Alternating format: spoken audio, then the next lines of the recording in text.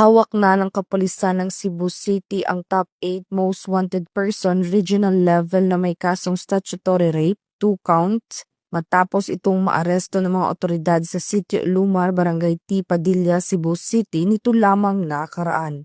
Ayon kay Police Major Alvin Bagnol Ingeto, Station Commander ng Police Station 1 Cebu City Police Office, bandang alas 2 ng hapon nang maaresto ng kapulisan ng wanted na suspect na si alias Kuya Kaisler, 25 anyos at residente ng nabanggit na lugar.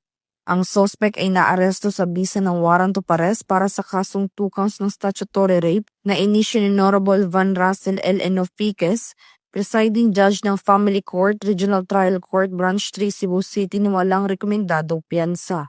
Samantala, kasalukuyang nasa kustodiya ng Police Station 1 ang suspect para sa dokumentasyon at tamang disposisyon. Magandang araw sa ating lahat. Ako po ay nananawagan sa bawat mamamayan na patuloy tayong magkaisa at magtulungan upang mapanatili ang kapayapaan at kaligtasan ng ating komunidad.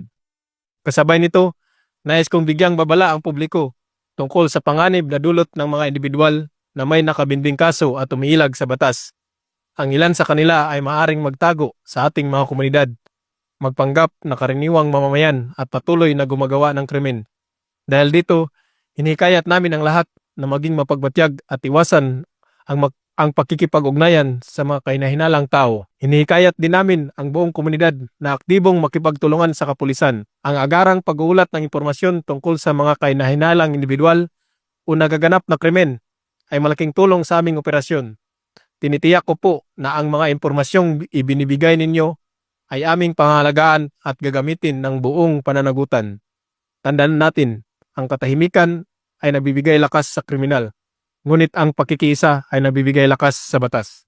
Ang matagumpay na pagkaaresto ng suspect ay patunay ng Cebu City PNP ng kanilang mas pinaigting na pagpapatupad ng batas upang panatilihing ligtas at payapa ang komunidad alinsunod sa direktiba ni Police Lieutenant General Jose Melencio Sinartates Jr., Acting Chief Philippine National Police. Mula dito sa Central Visayas, sa Honyong Police News Network Correspondent, Patulungan Judith Ticanor, alagad ng batas, tagataguyod ng Balitang Pulis.